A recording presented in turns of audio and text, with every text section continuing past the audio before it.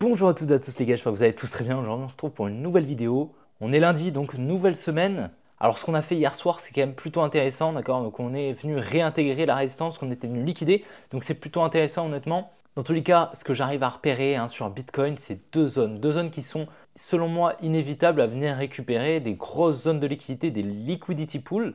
Et il faudra vraiment surveiller la première zone qu'on ira chercher, d'accord. C'est très compliqué pour le moment de savoir laquelle on ira chercher en premier, mais elle sera très déterminante dans le billet à venir pour les prochains mois. Donc dans cette vidéo, on ira voir le Bitcoin, on ira voir également le Solana, on ira voir Ethereum par contre qui est vraiment très baissier. Je vais vous expliquer un petit peu tout ça et la structure baissière qu'on est en train d'entamer pourrait nous emmener un petit peu plus bas. Donc on ira voir également le Tao comme d'habitude. Puis vous m'avez demandé d'analyser le AR, donc on ira voir ça, on ira voir également le Injective, le BNB rapidement, les zones également qui vont être intéressantes sur ces deux actifs. Dans tous les cas, si la vidéo vous plaît, n'hésitez vraiment pas à la liker et à vous abonner si ce n'est pas déjà fait. N'oubliez pas de me rejoindre sur mes autres réseaux qui sont directement en description, le canal, le groupe Telegram, mon compte Instagram, mon compte Twitter, vous avez tout en description. De un, ça m'aide énormément et puis vous pourrez donc rester informé de tout ce que je vais vous partager là-bas. Dans tous les cas les gars, je vous souhaite un bon visionnage. Allez, on est parti. Donc nous, la zone qui va être intéressante, la première zone déjà, ça va être cette supply zone, ok. Cette supply zone, donc on a raffiné avec un potentiel protected high juste ici, d'accord. Donc ce protected high, on l'avait raffiné, il était de base ici, on l'a déplacé ici car selon nous, si on vient à s'installer au-dessus de ce niveau, on serait plutôt dans une dynamique bullish, d'accord, étant donné qu'ici, on l'a expliqué hier, mais la smart money aurait pas mal de positions en vente injectées et donc si on vient à passer littéralement au-dessus sans juste une mèche, d'accord, si on a juste une mèche, bon bah on resterait toujours bullish. Par contre, si on vient à vraiment recréer de la liquidité, etc., là à ce moment-là, ce sera plutôt bullish. Et on pourrait donc continuer la hausse. Parce que ici, la smart money a pas mal de positions en vente. Et donc, si on vient à passer au-dessus, cela signifiera que la smart money ne protège plus ses positions en vente. Étant donné qu'en fait, cette zone, lorsqu'on était venu, avait permis en fait de récupérer énormément de contreparties grâce à ce support juste ici. Je vous ai tout expliqué hier, je pense que vous vous en souvenez. Ce qu'on avait remarqué également, c'est toutes ces liquidités ici, là, on a des highs ici qui détiennent pas mal de liquidités. On avait également repéré dans un premier temps ici le support ici qui avait été liquidé. Juste ici, ce petit support avec ses equal low, donc on était venu le liquider, puis recréer de nouveau une résistance juste là qu'on est venu également liquider, d'accord. J'avais dit si on ne vient pas shift la structure, donc c'est ce qu'on est venu faire malheureusement, on est venu donc shift la structure à partir du moment où on est venu donc casser ici ce low juste là, voilà, donc on est venu casser la structure malheureusement. Et donc, je vous avais dit, si on vient à pas casser la structure, à ce moment on pourrait vraiment aller plus haut, mais on était donc de retour dans une supply intéressante que je t'avais tracée préalablement. Et donc, on est venu donc combler une partie de la fair value gap et surtout revenir dans la supply initiale de cette distribution qui avait pris place, donc le buying climax, l'automatic rally, le ST et le uptrust juste là. En lower time frame, on a une jolie distribution. Donc, on est revenu mitigated les ordres très bien. Et par la suite, on est venu shift la structure juste ici. Ce qui n'est pas très intéressant, enfin du moins, ce qui n'est pas très confluent, c'est ici le support qu'on est en train de créer. Et selon moi, on devrait venir ici le liquider. Ok.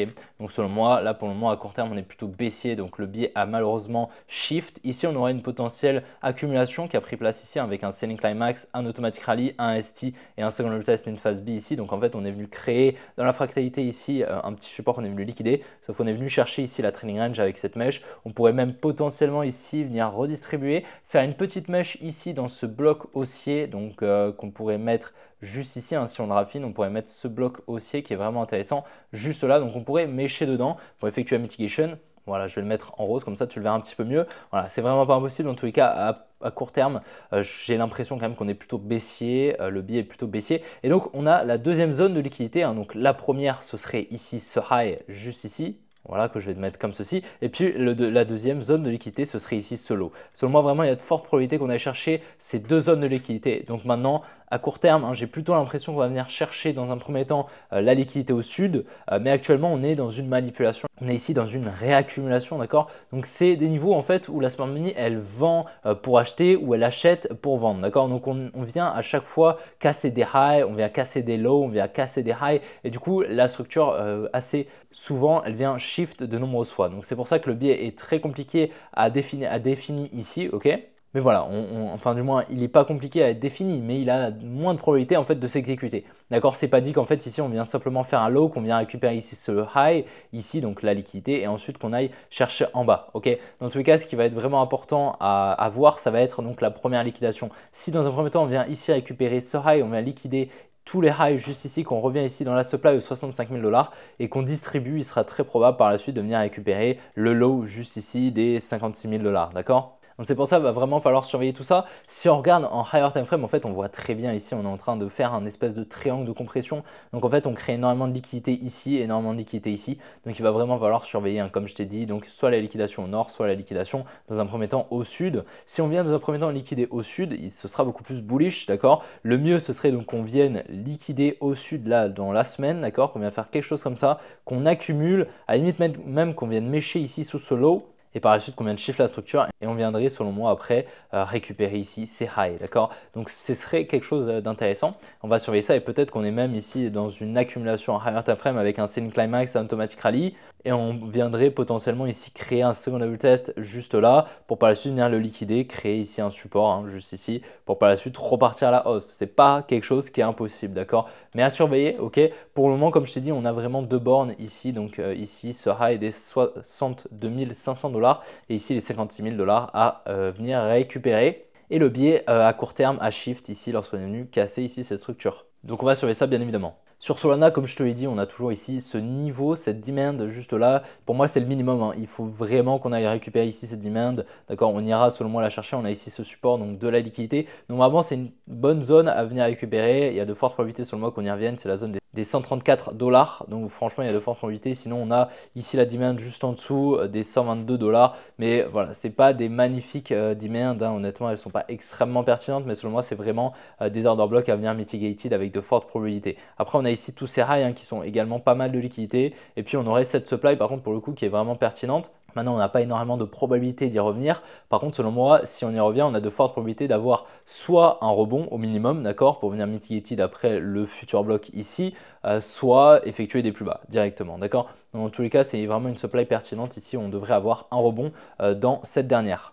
Sur Ethereum, par contre, on est beaucoup plus baissier. Donc, je t'avais partagé ici la liquidation ici, hein, de ce petit high juste là. Donc, je t'ai matérialisé ici avec cette droite rose. On avait ici une magnifique distribution avec un buy climax, un automatic rally, un ST, un SOW.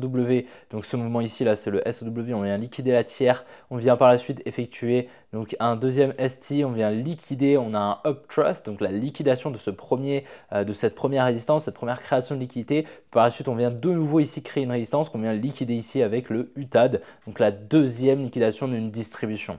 Donc voilà, comme je t'avais dit, il est probable ici que ce high soit protégé, même si il n'est pas impossible qu'on revienne ici dans cette supply. C'est également une zone intéressante qui a beaucoup d'intérêt pour nous.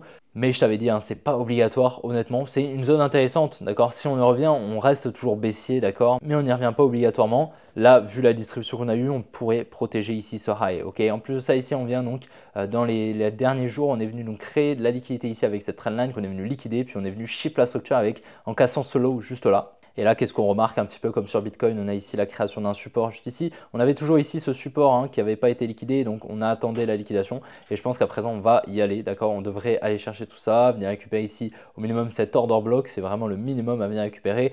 Puis on pourrait même venir récupérer ici tous ces lots, ici là, toutes ces liquidités, hein, qui sont sous ces lots. Donc voilà, selon moi, la structure est toujours baissière et on devrait continuer ainsi, hein, à mon avis, sur Ethereum. Là, le biais est en train de s'exécuter pour le moment à court terme. Sur le Tao, malheureusement, donc le changement de structure que je t'avais mis juste ici s'est transformé en inducement selon moi, même si la structure n'a pas été encore cassée, on est venu ici créer pas mal de liquidités avec cette trendline. Il n'est vraiment pas impossible qu'on vienne liquider ici tous ces lots, ok? Donc en fait, on avait ici la création de cette trendline, hein, juste ici que je t'ai mise. On est venu en fait distribuer ici, hein, selon moi, enfin du moins redistribuer parce qu'on est venu accumuler juste ici. On aura une distribution juste au-dessus. Donc on était venu ici créer une résistance à la suite de la liquidation ici de ce support. On vient dans un premier temps liquider le support, puis on vient créer ici une résistance juste là qu'on vient liquider. Donc ça pour le coup c'est assez bearish et je t'avais dit que voilà, c'était vraiment un niveau où on pouvait potentiellement distribuer vu qu'on avait énormément de contrepartie à la cassure de cette trendline baissière. Donc la money ici elle était bullish, elle est passée bullish sur le Tao, d'accord, étant donné qu'on vient casser une trendline baissière. Mais en plus de ça on vient casser ici une résistance, donc là on pourrait avoir un transfert main forte main faible puis c'est exécuté. Si on regarde un petit peu à court terme, bah pareil, hein, c'est plutôt baissier. À chaque fois, on revient dans les supplies. Donc, pour le coup, pour le moment, je suis plutôt baissier, même si on n'a toujours pas shift la structure, comme je t'ai dit. Donc voilà, j'attendrai un changement de structure, hein, qui pourrait avoir lieu ici à plus court terme. Mais ici, on serait donc peut-être toujours baissier avec simplement de l'inducement juste là, d'accord? Et donc, on attendra un changement de structure ici aux 270 $. À surveiller pour le moment sur le Tao. Je suis plutôt baissier actuellement, hein, sur le Tao, malheureusement. Là où je m'attendais avec de fortes probabilités à venir récupérer ici cette supply, malheureusement ce qu'on a fait ici cette nuit, ça me déplaît pas mal et honnêtement et j'aurais préféré, même si voilà pour le moment on n'est pas baissier comme je te l'ai dit, mais c'est vraiment cette trendline ici qui me déplaît. Donc si on vient à casser ce low, par contre ça validera selon moi la structure baissière qu'on pourrait mettre en place. Sur le AR, vous avez été énormément à me demander que je l'analyse, donc pareil, un petit peu comme sur les autres cryptos, j'ai deux zones intéressantes à venir récupérer, beaucoup de liquidités ici sous ce high, enfin du moins sur ce high, au-dessus de ce high et en dessous de ce low. Juste ici, on a ici une trendline qui a été créée, une espèce de trendline également ici, donc tu vois, on a une espèce de triangle de compression qui est créé pour la dumb money. Donc on pourrait venir dans un premier temps, hein, ce qui serait intéressant, c'est venir liquider dans un premier temps ici le low, donc venir dans cette demand juste ici, à ce moment-là la réintégrer, shift la structure peut-être en lower time frame et ce sera intéressant par la suite donc de venir récupérer ici ce high. Ok. Par contre, si on fait l'inverse, qu'on vient dans un premier temps chercher le high, qu'on revient par exemple ici dans cette supply, ok, c'est pas impossible. Et bien à ce moment-là, on viendrait, je pense, récupérer la trendline du sud et surtout le low juste ici qui détient pas mal de liquidités. Donc la zone dans laquelle nous sommes, elle est très intéressante, hein, d'accord, parce que cette demand ici, là, où on est revenu, que je t'ai tracé, en fait, c'est une demand où lorsqu'on est venu effectuer, tu vois, cette grosse hausse, on est venu ici au contact de cette résistance et donc ici, on a potentiellement eu un transfert main forte, main faible qui s'est exécuté. C'est-à-dire qu'en fait, la dumb money, elle a vendu et en face, la smart money a eu de la contrepartie pour qu'elle puisse injecter des positions à l'achat. D'accord, c'est le zéro sum game, c'est le jeu à somme nulle, hein, c'est comme ça que le carnet d'ordre fonctionne. Et donc, peut-être que la smart money, hein, c'est très probable d'ailleurs que la smart money s'est servi de cette contrepartie en vente pour injecter ses positions à l'achat.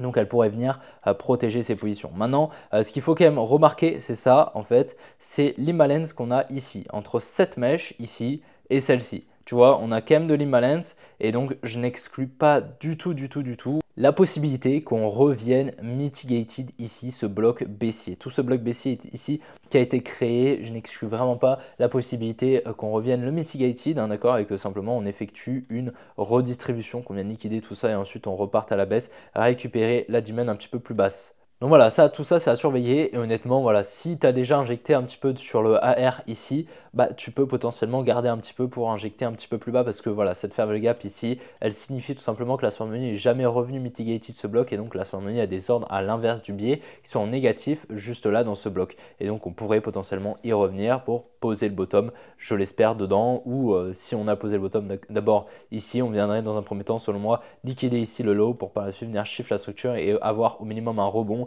jusqu'aux liquidités ici, d'accord? Sur l'objectif, la tendance reste toujours baissière. On a toujours ici cette demand hein, des 9$, 9,20$, qui est quand même très intéressante, hein, que je t'avais partagé lorsqu'on était au top, hein, d'accord, qu'on avait ici cette jolie distribution. Donc pour le moment, plutôt baissier, d'accord, même si on est venu récupérer pas mal de liquidités, on a toujours un order flow qui est plutôt baissier. On va aller voir un petit peu en lower time frame, on va se mettre en 1 heure, en 12 heures, je pense que ça va être pas mal.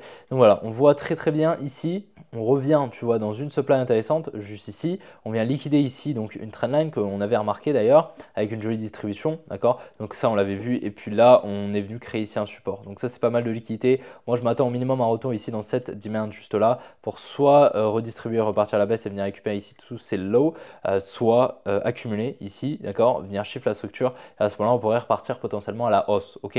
Mais pour le moment, là, je suis plutôt baissier, la structure est baissière. Et si on regarde un petit peu en 4 heures, pour le moment, ce qu'on voit, c'est qu'on vient à chaque fois mitigated, à chaque fois toutes les supplies, tu vois, on revient dedans. Ici, on revient ici dans cette supply.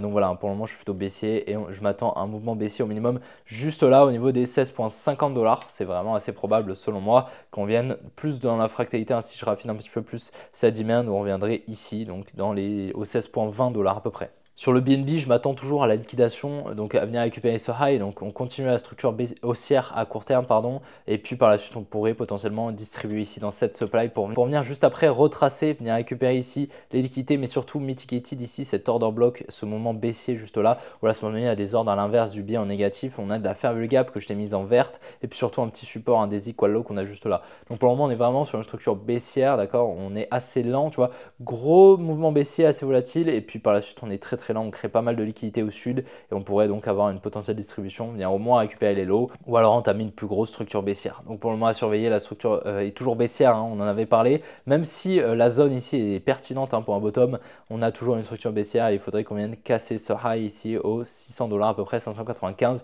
pour passer aussi en daily.